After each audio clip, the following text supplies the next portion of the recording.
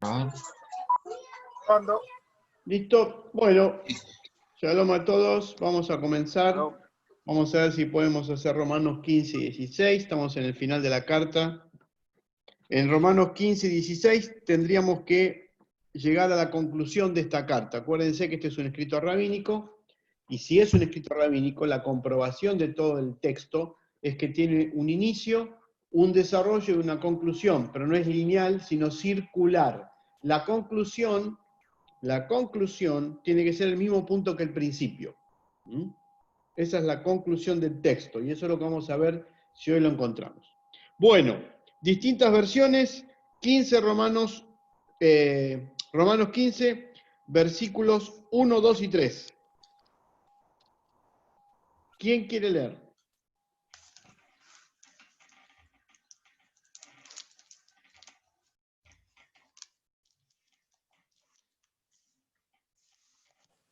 Reina Valera tengo yo. Bueno, Así que los que somos más firmes debemos sobrellevar las flaquezas de los flacos y no agrandarnos a nosotros mismos. Cada uno de nosotros agrade a su prójimo en bien, a edificación, porque Mashiach no se agradó a sí mismo, antes bien, como está escrito, los vituperios de los que te vituperan cayeren sobre mí. ¿alguna otra versión? Nosotros los fuertes debemos sobrellevar la flaqueza de los débiles y no buscar nuestro propio agrado. Que cada uno de nosotros trate de agradar a su prójimo para el bien, buscando su edificación, pues tampoco el Mesías buscó su propio agrado. Antes bien, como dice la Escritura, los ultrajes de los que te ultrajaron cayeron sobre mí. Biblia Muy de bien. Jerusalén. Muy bien. Tenemos una Biblia católica y una Biblia evangélica. La pregunta es, los que somos fuertes debemos soportar la flaqueza de los débiles. ¿Quiénes son los fuertes y quiénes son los débiles?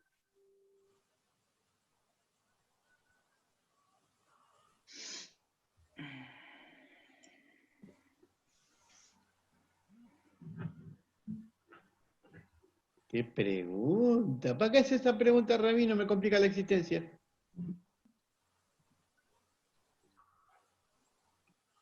La misma carta a los romanos define a los débiles como los que no comen carne y comen legumbres, o sea, los ascetas, o sea, los grecorromanos. ¿Y los fuertes? ¿Quiénes son nosotros los fuertes? El pueblo de Israel, la comunidad que se ha conformado a partir del seguimiento de la Torá. Nosotros los fuertes tenemos que ayudar a los débiles.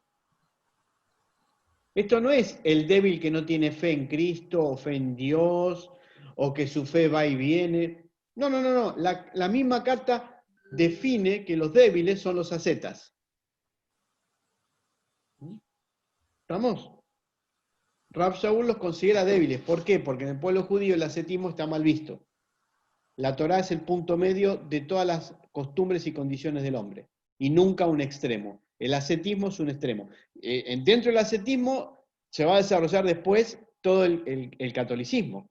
¿Estamos de acuerdo? La privación, la mortificación, la privación de alimentos, la pobreza extrema, la humillación, todo eso es ascetismo. Y Rav Shaul a eso le llama los débiles. Cada uno de nosotros agrada a su prójimo en lo que es bueno para edificación, esto es decir, para mantener la jabura, la unión de la comunidad, pero porque ni aún el Mesías se agradó a sí mismo, antes bien, como está escrito, los vituperios de los que me vituperaban cayeron sobre mí. ¿Dónde está escrito eso? Fíjense en las referencias.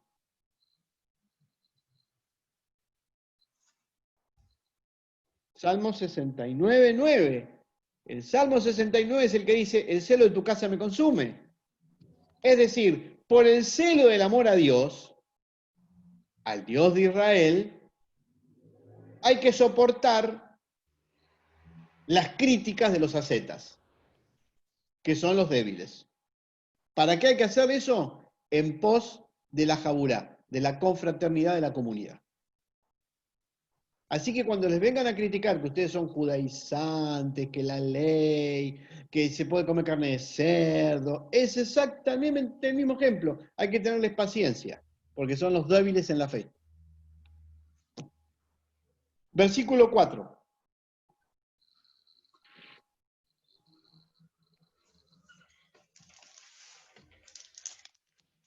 Voy. Porque las cosas que antes fueron escritas para nuestra enseñanza fueron escritas, para que por la paciencia y por la consolación de las Escrituras tengamos esperanza. Sí.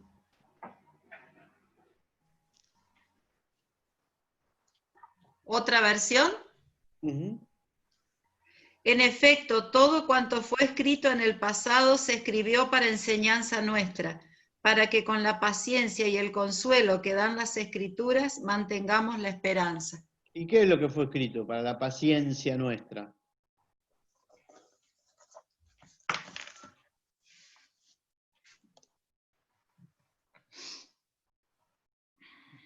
La Torá. La Torá y los profetas. Torá, Nevin y Ketuvim, el Tanaj. Toda la escritura fue dada para que tengamos paciencia a los débiles, a las otras formas de pensar y darles el tiempo para que se incorporen a la vivencia de la Torá. ¿Está bien?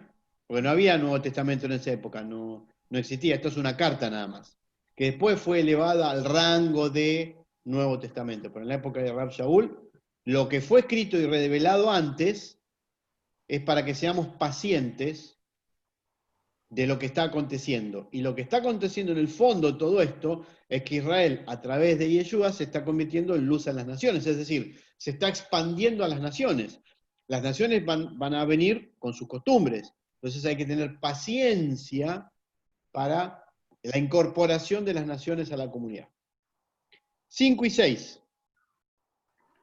Mas el Dios de la paciencia y de la consolación os de que entre vosotros seáis unánimes, según Mashiach, Yeshua, para que concordéis a una boca glorifiquéis al Dios y Padre de nuestro Señor Mashiach. Sí. A ver, otra versión, léanlo como está escrito en español, no importa. 5 y 6.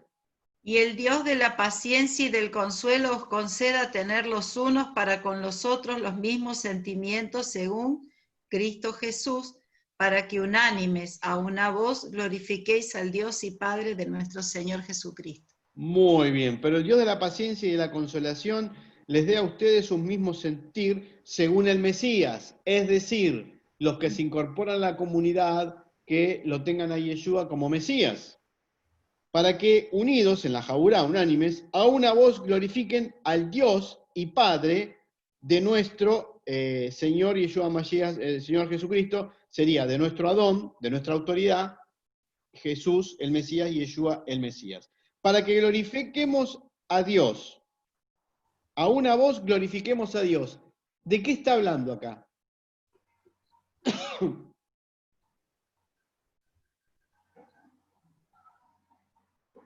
¿En qué los está uniendo a todos?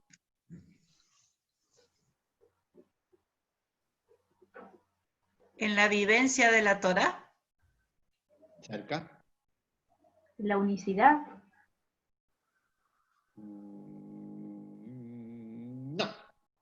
No la unicidad. ¿Quién es Judá? El adorador. ¿Quién es judío de corazón? El que adora a Dios, el glorificador de Dios. ¿Para qué unir al Israel natural, al olivo natural con el olivo silvestre? Para que unidos en el mismo árbol, glorifiquen a Dios. Está repitiendo la definición de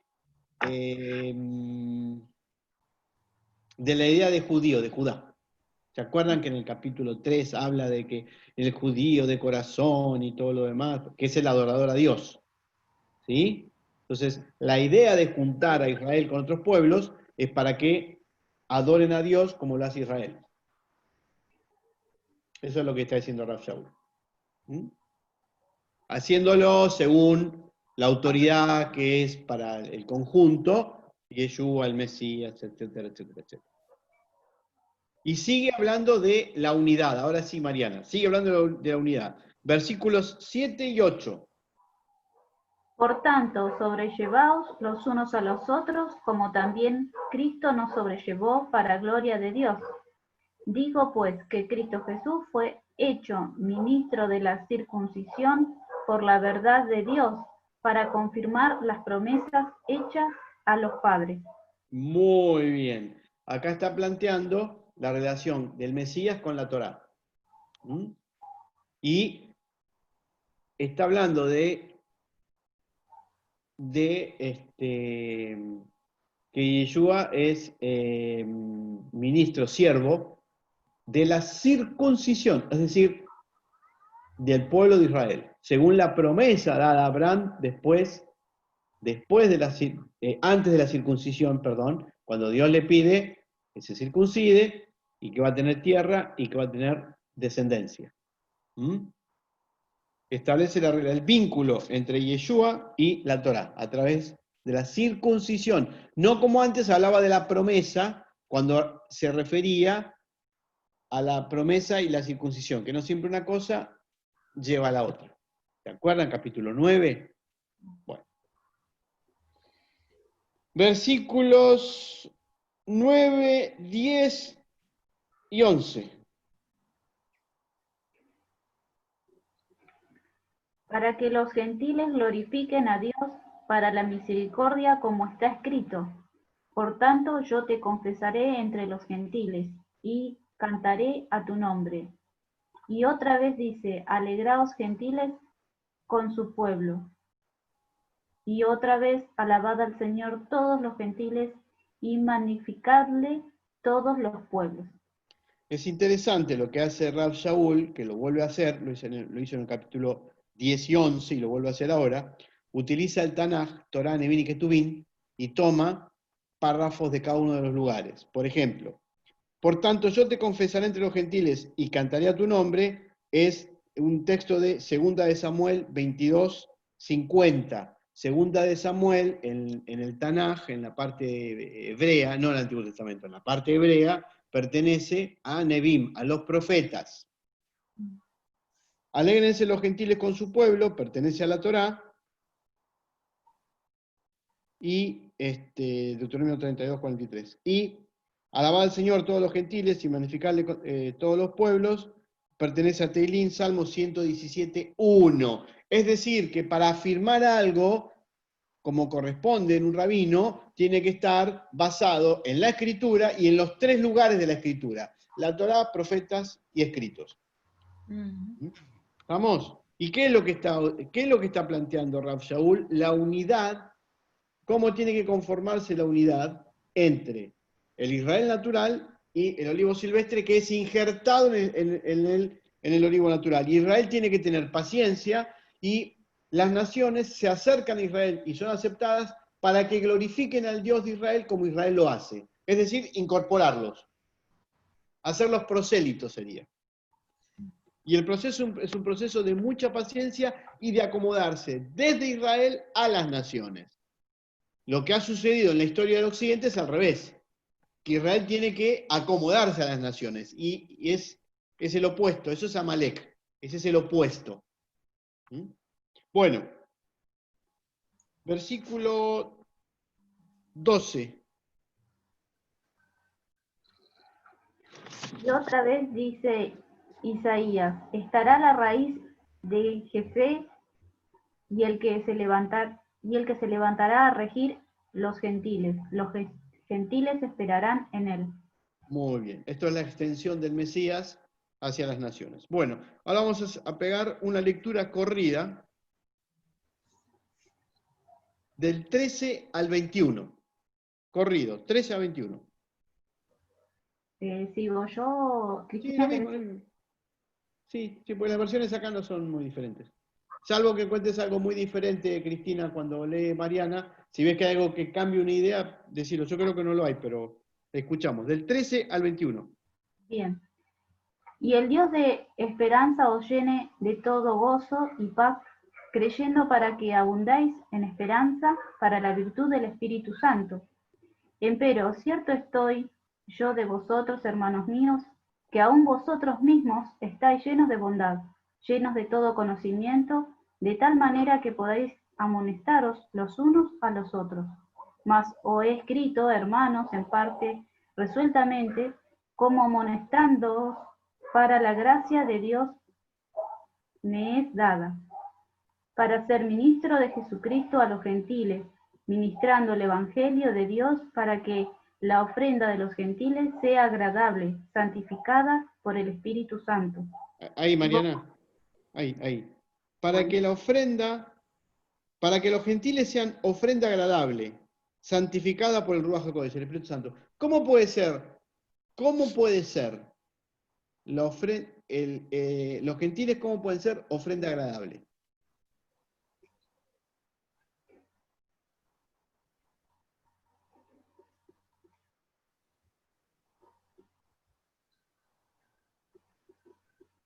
Yo he escuchado muchas veces en la iglesia evangélica los gritos de los pastores: hermano, sea una ofrenda agradable para el Señor. Ah, ¿y qué significa?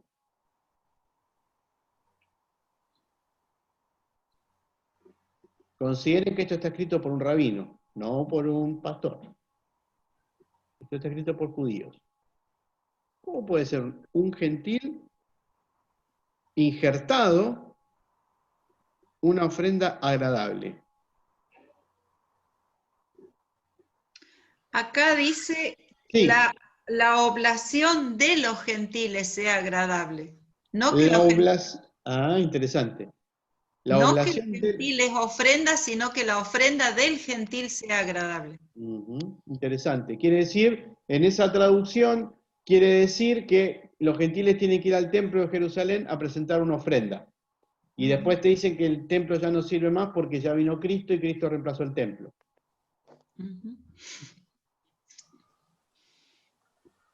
¿Cómo puede ser un gentil una ofrenda agradable? Sí, Germán. La versión que yo tengo dice que para los gentiles sean una ofrenda aceptable, hecha kadosh por el Espíritu Santo. Muy bien. Una ofrenda que sea aceptable. ¿Cómo puede ser una persona una ofrenda aceptable? En esta época de Rav Shaul todavía el templo estaba en pie, ¿eh? Y cuando él estuvo en Jerusalén ofreció sacrificios. Pero la gente de Roma no puede ir hasta Jerusalén a ofrecer sacrificios. Y él dice que ustedes se conviertan en una ofrenda agradable. ¿Cómo una persona se puede convertir en una ofrenda agradable? Siguiendo las tres cosas básicas: no asesinar, no adulterio. No. Tefilat, Teshuvah y Tzedakah.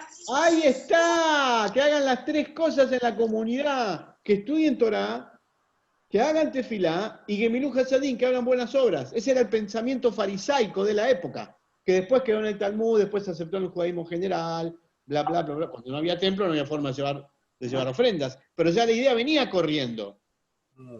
Las ofrendas y los animales, ya venía un nuevo nivel de conciencia detrás. Sobre todo por aquellos que rechazaban el templo, por la hipocresía que había en el templo, en tanto y en cuanto a la gente que lo gobernaba el templo, llámense los esenios, que eran muy místicos. Entonces, ¿qué está diciendo Rav Shaul? Que las naciones, los gentiles, que son injertados en el olivo natural, para convertirse en una ofrenda agradable para Dios, para ser judíos de corazón, el que glorifica a Dios, debe estudiar Torah, hacer tefilá y Gemilut Hasadim, las buenas obras. Eso es lo que está diciendo Rav Shaul. Eso hace la convivencia entre unos y otros y desaparecen las divisiones y se conforma un solo árbol. Bueno, 17 en adelante. Tengo pues de qué gloriarme en Cristo Jesús, en lo que mira a Dios. porque no osaría hablar alguna cosa que Cristo no haya hecho por mí para la obediencia de los gentiles con la palabra y con las obras, con potencia de milagros y prodigios en virtud del Espíritu de Dios, de manera que desde Jerusalén y para los alrededores hasta Lírico he llenado todo del Evangelio de Cristo. Y de esta manera... Perdón, ¿cuál es el Evangelio de Cristo? Rav Shaul se la pasó hablando del Evangelio de Cristo. ¿Y cuál es el Evangelio de Cristo? La Torá. ¿La Torá? ¿Qué es Evangelio? Buena nueva. ¿De quién? Si es de Cristo, del ungido, del Mesías. La buena nueva del Mesías. El Mesías ya vino. Ya vino el Mesías, ya viene el juicio. Ese es el Evangelio de Cristo. Ya viene el juicio. Ya vino el Mesías. El Mesías hay que expandir, como dice Cristian, la Torá a todas las naciones y enseñarla con los principios de vivencia que nos enseñó el Mesías. Eso está diciendo. No está inventando una religión. Sigamos. 2021. Y de esta manera me esforcé a predicar el Evangelio, no donde antes Cristo fuese nombrado, por no edificar sobre ajeno fundamento, sino como está escrito, a los que no fue anunciado de él verán, y los que no oyeron entenderán. Muy bien. Es interesante que el final de la carta es todo hacia los gentiles. ¿Se dan cuenta? Porque los gentiles y tienen que creer, y tienen que hacer tal cosa, y tienen que hacer tal otra. ¿Mm? Y en la cual él explica cuál es su trabajo. Su trabajo, evidentemente, ¿no? Su trabajo es expandir la Torá enseñada por el Mesías a los demás pueblos. Es que está claro acá, y eso es un obvio universal. ¿Sí? Pero el énfasis lo pone no en Israel, en el Israel natural, sino en el olivo silvestre. Pone el énfasis y pone el énfasis. ¿Y cómo empezó la carta? Cuando él empieza la carta. Que los griegos se dejaron llevar por el Yetzer Hará y conformaron todo un sistema que en realidad anula a la divinidad hasta llegar al punto de, lo que dijo Germán, el asesinato, el incesto y la inmoralidad sexual. Pero que tampoco Israel se piense que son todos santos, justos y perfectos, porque también se dejaron gobernar por el impulso del mal y también pecaron, por lo tanto, tanto unos como otros son pecadores. Pero al final de la historia hay que acercarse a la Torá, muchachos. Acá lo importante es la Torá. Bien, ya estamos en el 22 a 25. Por lo cual aún he sido impedido muchas veces de venir a vosotros, mas ahora, no teniendo más lugar en estas regiones y deseando ir a vosotros muchos años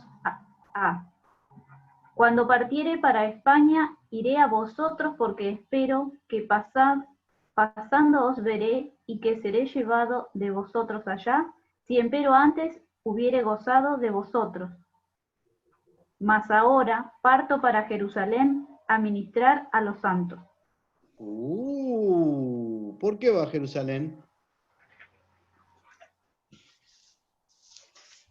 Él dice, tengo el deseo de ir a Roma y estar con ustedes y conocerlos, lo voy a hacer cuando vaya a España también, bla, bla, bla, pero ahora me voy a Jerusalén. ¿Por qué?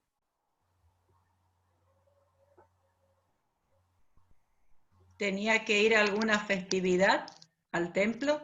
Tenía que cumplir algunos mitzvot.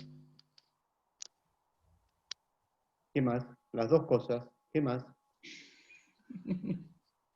Las dos cosas, sí, pero ¿qué más?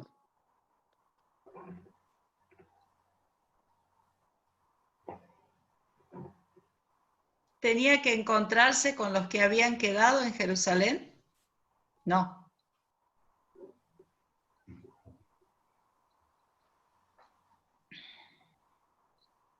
Tenía que ir a rendir cuentas de su trabajo. ¿A dónde?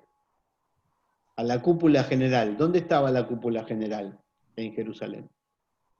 que lo hizo coincidir en cada uno de sus viajes con las festividades.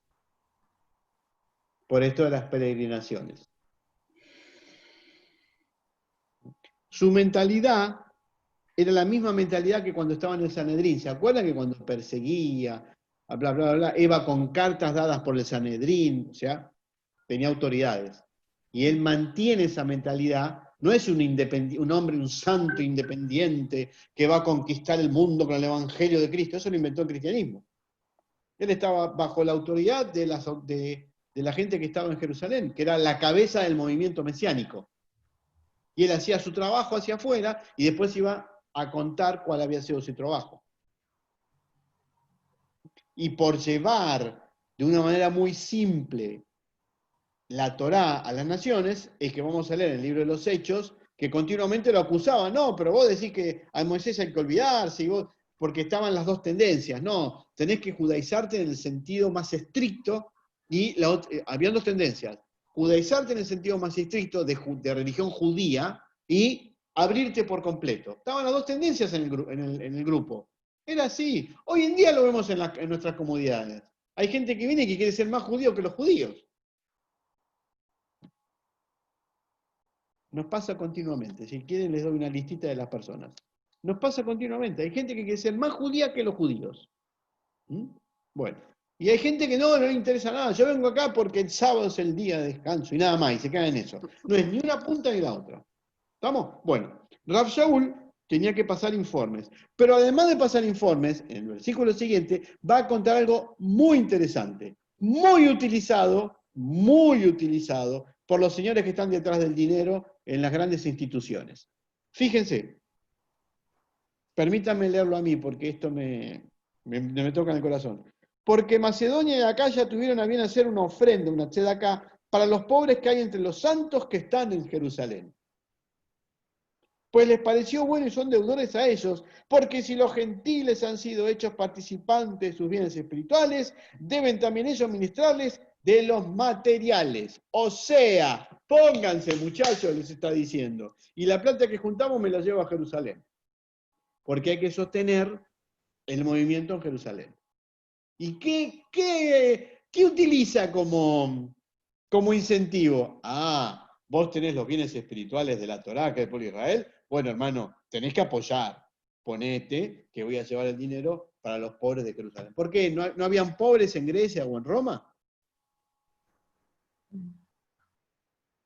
Bueno, este versículo es muy utilizado por los movimientos mesiánicos que se sostienen de la iglesia evangélica. ¿Por qué hay que hacer para que los judíos se conviertan a Cristo? ¿Y por qué hay que poner plata? O sea, su ofrenda, qué sé yo, porque Pablo dijo tal y tal cosa. Y ahí les lavan la cabeza. ¿De qué manera se llevaban las ofrendas al templo cuando uno vivía lejos del templo? En dinero.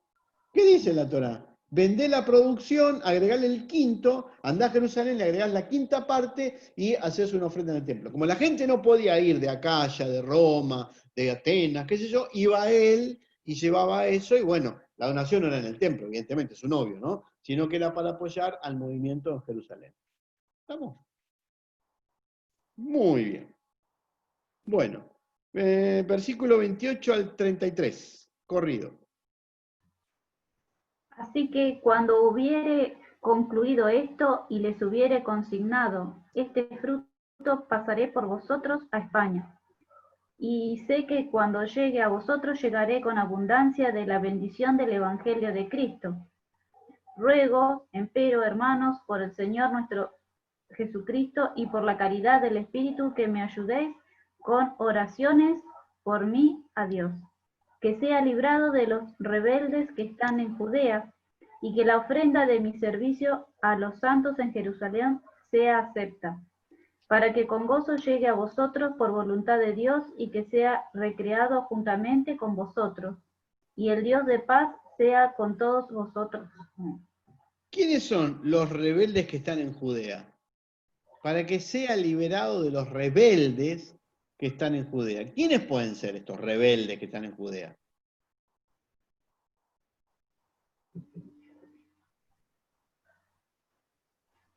Acá dice incrédulos. Muy bien.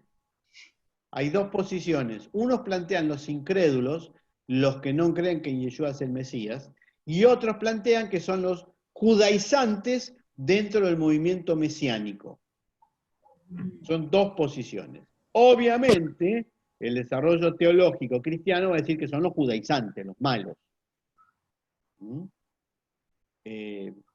Para mí, la mejor traducción es la de los incrédulos, y son los que no aceptaban que Yeshua era el Mesías, que estaban enojados con los que decían que ya había venido el Mesías. Pues era un grupo, era una pelea entre grupos, entre sectas.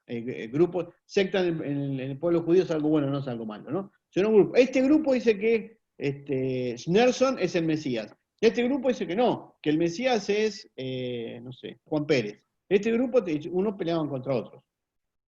Sobre todo en la época del templo, había mucho odio entre los distintos grupos, que llevó a que Dios destruyera el templo. Así está definido el mismo Talmud. ¿Sí? Así que no creo que esté hablando del grupo judaizante, de la famosa corriente judaizante que quiere meter el cristianismo en todo texto del Nuevo Testamento, para separarse del pueblo judío, cometiendo el error de hacer del olivo silvestre el olivo principal, y es al revés. Bueno, versículo 16, 1. Encomiendo, empero, a Febe, nuestra hermana, la cual es diaconisa de la iglesia que está en Cencrea. Cencrea. Decime, Cristina, ¿podés ver ese versículo? A ver cómo es tu versión.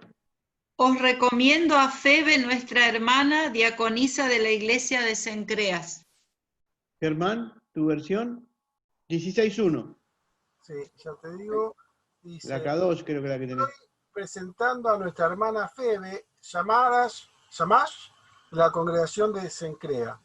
Diaconisa Acá dice es la traducción de Shamash. No existe Shamashá en hebreo. El Shamash es un masculino, no es un femenino. En el griego no dice diaconisa, se lo traduce así para que el lector lea un adjetivo femenino sobre una mujer, sobre la acción de una mujer. En el griego, si lo traducimos como está, es diácono. La mujer, diácono. Diácono en el hebreo es shamash. ¿Shamash quién es? ¿Quién es el shamash de una keilá, de una comunidad? El que presta servicio. El que abre la Como puerta, la vela, llamarse. limpia, prepara las cosas de la mesa, el que se ocupa de eso. Y lo hacían hombres. Se ve que acá lo hacía una mujer. ¿Sí? O sea, el título es masculino y puede ser interpretado como masculino universal. ¿Entienden qué estoy diciendo? Como cuando la palabra hombre significa hombre y mujer, un genérico. Pero no está hablando específicamente de un título femenino. ¿Sí? Muy bien. Rabino, bueno, sí, diga. y acá donde dice iglesia en realidad debería traducirse comunidad. Claro, perdón, sí. La palabra iglesia es keilá. No existe la palabra iglesia en sí misma. Es eclesia, que es la traducción de la palabra hebrea keilá, comunidad. Comunidad. Lo mismo que todas las veces que aparece la palabra sinagoga en el Nuevo Testamento, sinagogué, no significa la sinagoga judía, sino sinagoga significa un lugar de reunión de personas. Puede ser la sinagoga de Boca, la de River, la de la diosa Atenea, porque los griegos le llamaban al grupo de personas que se reunían para algo una sinagoga. Por eso se aclara en el libro de los Hechos la sinagoga de los judíos. Si la sinagoga inevitablemente de los judíos, ¿para qué vas a poner la sinagoga de los judíos? Es porque la palabra sinagoga significa otras cosas. Así que cuando Yeshua dice que vamos a ser perseguidos y que en la sinagoga nos van a castigar y todo lo demás, no está hablando de los judíos, está hablando de los griegos. Los gentiles van a perseguir a aquellos que enseñen que Yeshua es el Mesías y que enseñen la Torá. Dicho y hecho, 2000 años. Dicho y hecho. O sea, la lectura es al revés de cómo se hace. Las mismas palabras nos muestran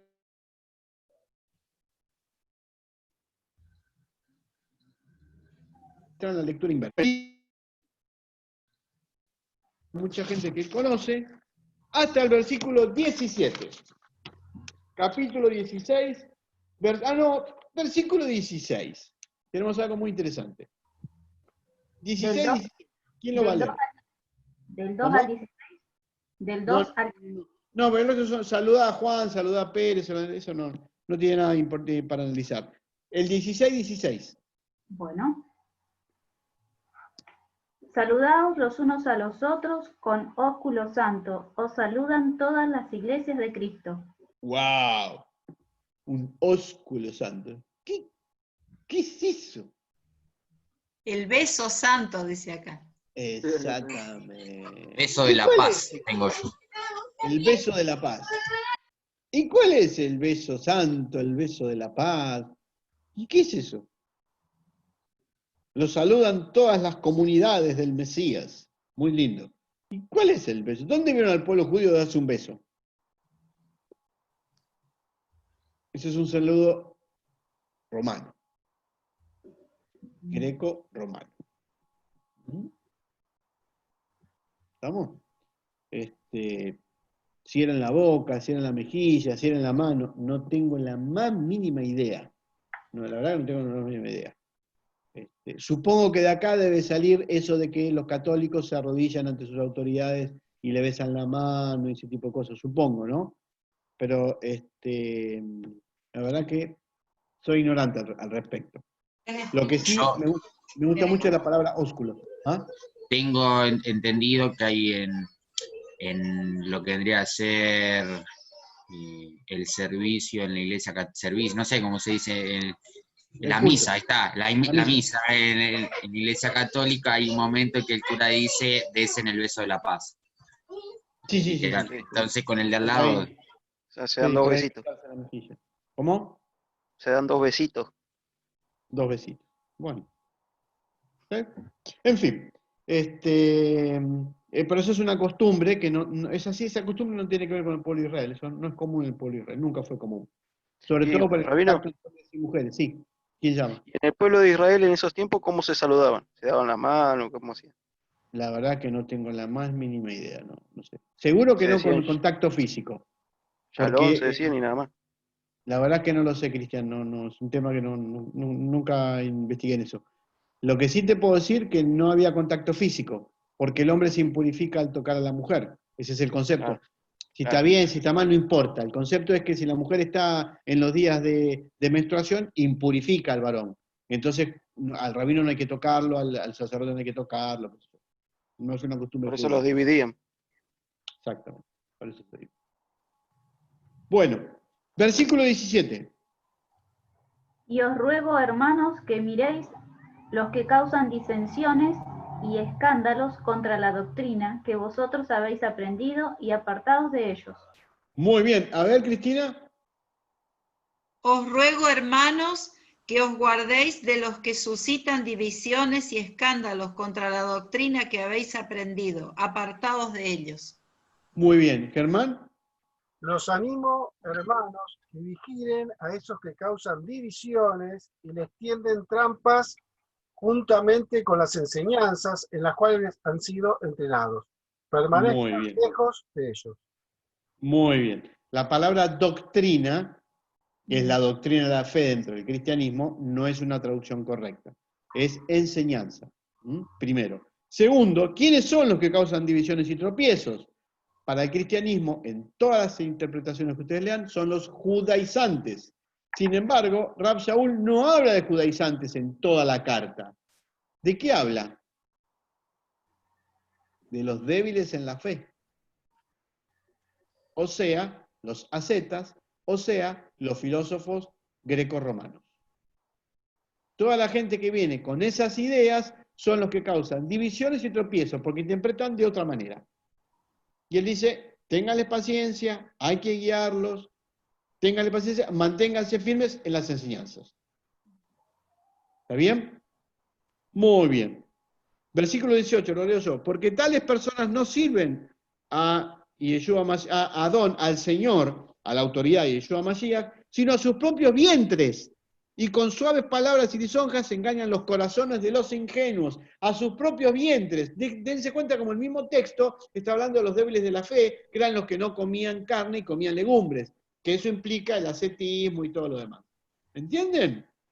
Entonces, mortificar el cuerpo y creer que la alimentación es el desarrollo absoluto de la conciencia y del alma es un error para Rav Shaul. Fíjense qué interesante, ¿eh? Fíjense qué interesante. Bueno, esos son los que llevaban las disensiones en la comunidad de Roma. Porque además esta gente no comía carne, no tomaba vino, eran muy estrictos en la pelea entre el cuerpo y el alma. Lo planteaban así, que es como se desarrolló el cristianismo después, ¿sí? Pero no es la idea ni de la Torá, ni nunca fue ni del judaísmo, la pelea entre cuerpo y alma. En realidad el cuerpo es el vehículo del alma y el alma necesita el cuerpo para evolucionar. Ese es el concepto judío. Mientras que el concepto greco-romano, el alma es mala, el cuerpo es malo y el alma es buena. Bueno, versículo 19-20. Porque vuestra obediencia ha venido a ser notoria a todos, así que me gozo de vosotros, mas quiero que seáis sabios en el bien y simples en el mal. Y el Dios de paz quebrantará presto a Satanás debajo de vuestros pies. La gracia del Señor nuestro Jesucristo sea con vosotros. ¿Por qué no menciona a Satanás ahora? ¿Qué es Satanás? No me van a decir el diablo, ¿eh? El acusador. Sí, muy bien. El acusador es el fiscal. Muy bien, muy bien. El engañador. Sí, y entonces, ¿por qué lo trae a Satanás ahora? Porque esta gente viene con doctrinas, con enseñanzas ajenas a la Torá. ¿Y para qué vienen esas enseñanzas? ¿Qué dice Dios en la Torá? Te pondré profetas que si te hablan de cosas que no son correctas, ¿lo permito? Para probarte, para ver si estás firme en el camino en el cual tenés que estar. ¿Entienden cuál es la postura de Rav Shaul? Entonces, se permite el acontecimiento este de que vengan con otras culturas, pero vos tenés que mantenerte firme en la Torá. Y Satanás, el fiscal, va a ser vencido. Donde te alejes de la Torá, te alejaste de Dios. Es totalmente opuesto a lo que se enseña en el Occidente. Muy bien. Más saludos, más saludos, más saludos, hasta el versículo 24. La gracia del Señor nuestro Jesucristo sea con todos vosotros. Amén. Y al que... ¿Sigo? No, 24. ¿Qué tenés en el 24? Esta Biblia salta del 23 al 25, no tiene el 24. Muy bien. No está en los manuscritos más antiguos. Ese versículo fue agregado.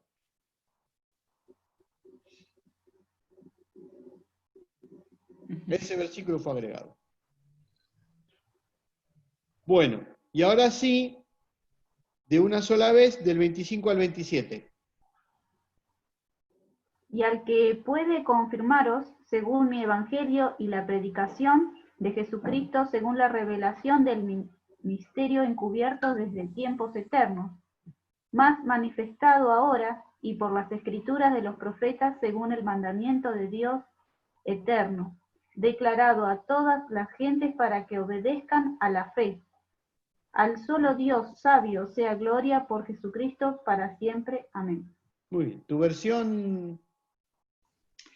Aquel que puede consolidaros conforme al evangelio mío y la predicación de Yeshua el Mesías, revelación de un misterio, mantenido en secreto durante siglos eternos, pero manifestado al presente por las escrituras que lo predicen, por disposición del Dios eterno, dado a conocer a todos los gentiles para obediencia de la fe, a Dios, el único sabio, por Yeshua Mashiach, a Él la gloria por los siglos de los siglos. Amén.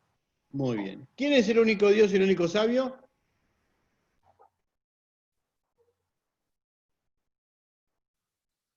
Dios. Dios. No Jesucristo. Sé que Pablo no está predicando a Jesucristo. Está predicando que el olivo tiene que estar compuesto por la fe en Dios. Y que esa unidad, esa hermandad, esa jabura, ¿cómo se hace? Viviendo la Torá como la enseñó Yeshua. ¿Por qué?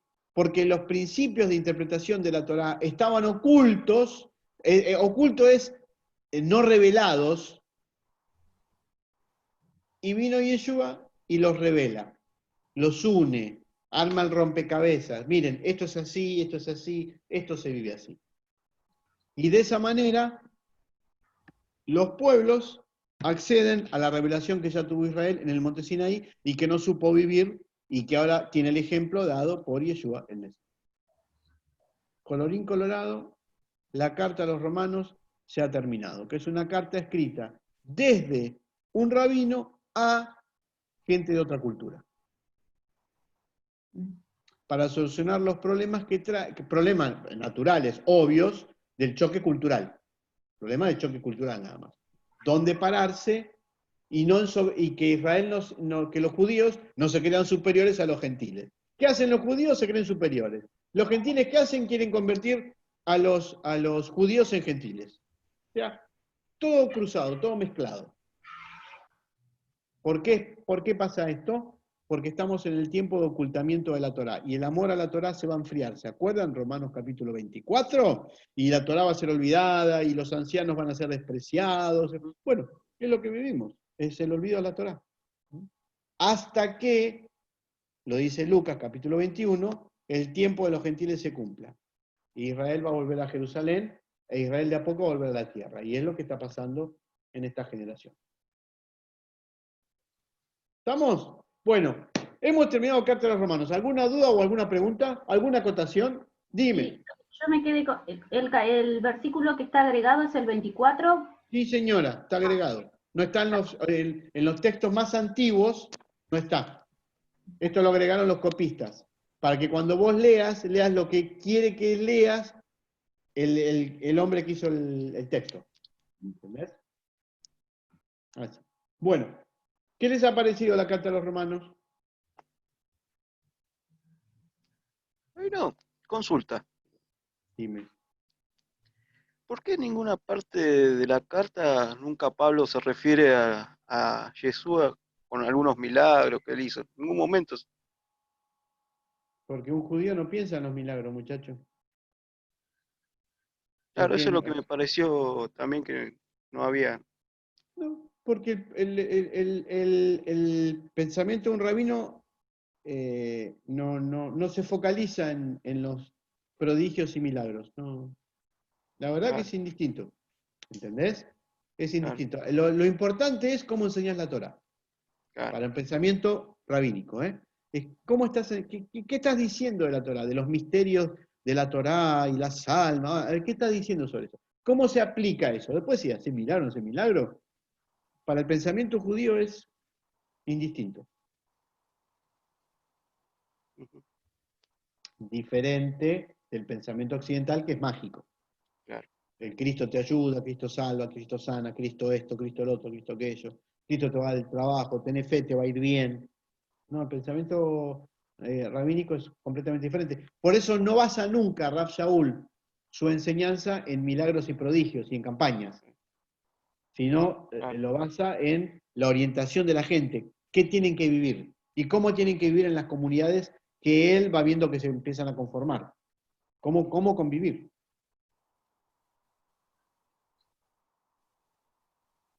Ujú, Siempre basándose en las escrituras. Él siempre cuando quiere dar una verdad y afirmarla, la afirma en el Tanaj. Torá, Nevin y Ketuvim. La Torá, profetas y los escritos. Nunca en un solo versículo. Bueno, gente, ¿les ha gustado la Carta de los Romanos? sí, sí. Muy buena. Bueno, Sí. espero que les haya cambiado el punto de vista, ¿no? O sea, invertido el punto de vista. Esa es la idea, que lo puedan leer desde otro lugar. ¿Mm? Después, bueno, Dios dirá. Bueno, muy bien, hemos finalizado Carta a los Romanos. Nos vamos a tomar un tiempito ahora de carta.